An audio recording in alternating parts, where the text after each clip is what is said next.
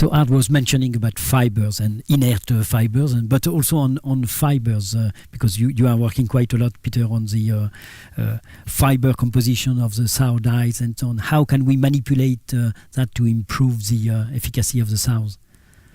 We have shown that fibers are really good to increase colostrum production. Mm-hmm. Some fibers, not all. But I think it seems like we have to start quite early. Not just during the last week. We have to go several weeks back, maybe a month before. And how do you explain that it increases the colostrum production? That's simply the amount. Yeah. So somehow we can. You mean the underlying mechanism, or? Yeah. What could be the mechanism to explain why fiber could influence the colostrum production?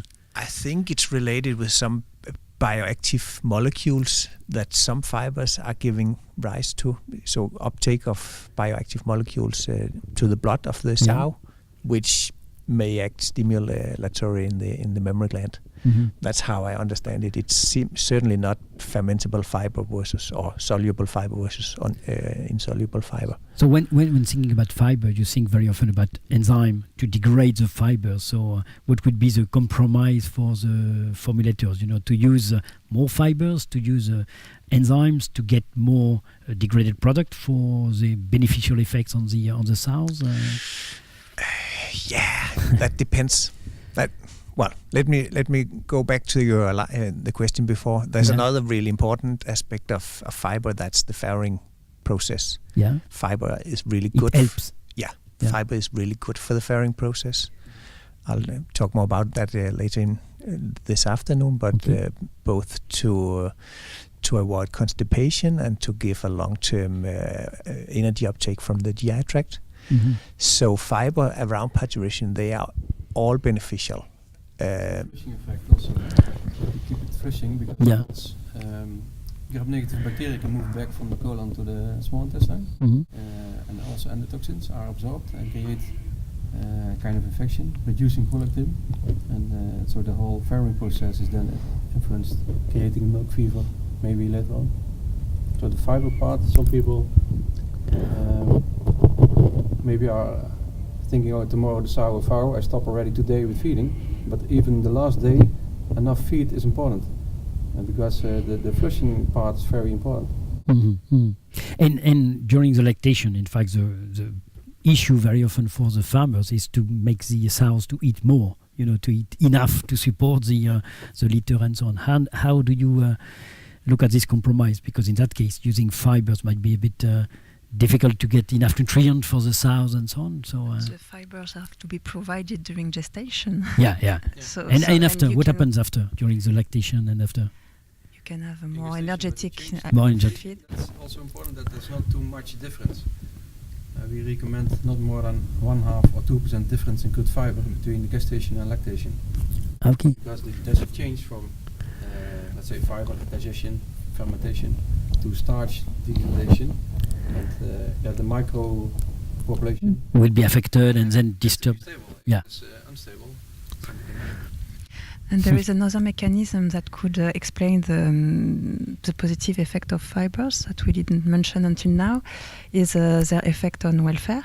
Yeah. You know that during gestation, sows could eat much more than what they receive, so they feel hunger during the full gestation, and this is very stressful for them.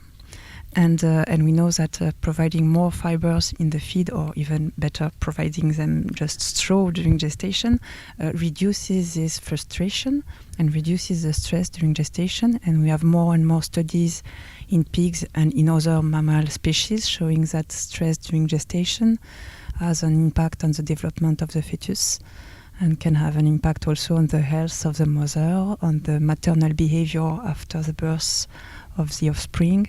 So reducing maternal stress during gestation is a very important aspect also, I think.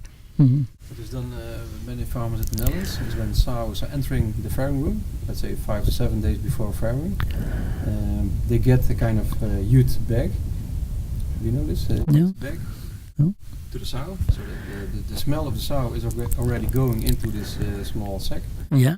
And then when the pigs are born, almost born, they put this sack in the nest of the piglets, So they know exactly, okay, the smell of the sow, it's safe here, so I can play with it. The sow is also playing with it, and they have less stress, less cortisol. And so that's reducing the stress also. It's very easy, cheap way, and successful. There's a way to calm the piglets and so on. So the nesting effect is very important.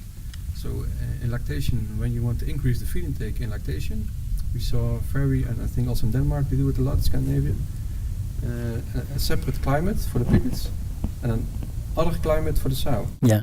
Because if you do not have a nest, for the sow optimal is maybe 18, 20 degrees, but for the piglet it's much warmer. Yeah. So if you create a room temperature of 18, 20, but a nest with a warm lamp maybe, then the intake of the sow, we saw it in our sow herd in the research farm, it can be increased from 6.5 to 9 kilos. Yeah, you have the same observation also, Peter, and in terms of heat stress, or it's a difference between the sows, because you try to. Of course, that's a conflict. The sow would prefer it a lower clearly cooler than we have normally in the stables, and the piglets clearly warmer. Yeah. And I think during the winter we also see more piglets that are dying. Yeah.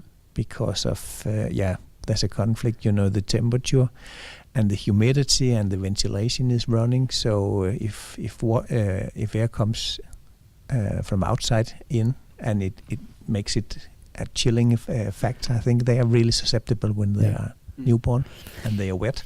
Yeah, just before I was mentioning fibers, and fibers and enzyme. I want to go back on that and to say, okay, what is the compromise, in fact, for the nutritionist, in fact, to use more fibers, but also to get some values, because obviously you dilute the diet, so it could be a good way to improve the fiber content of the feed.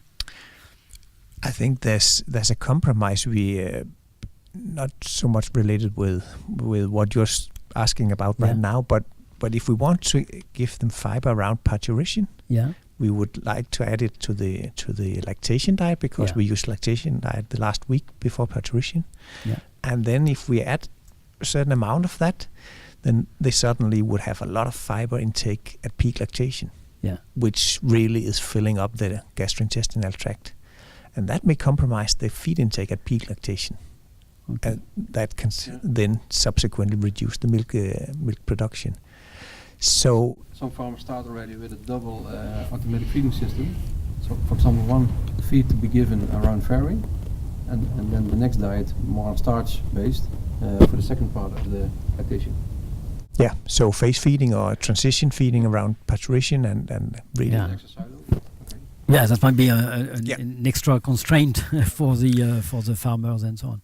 So, and I like that concept, because it's a completely other thing that is required around parturition than at peak lactation. Yeah. And as I see it in Denmark, at least, the lactation diets, they fit quite well at peak lactation.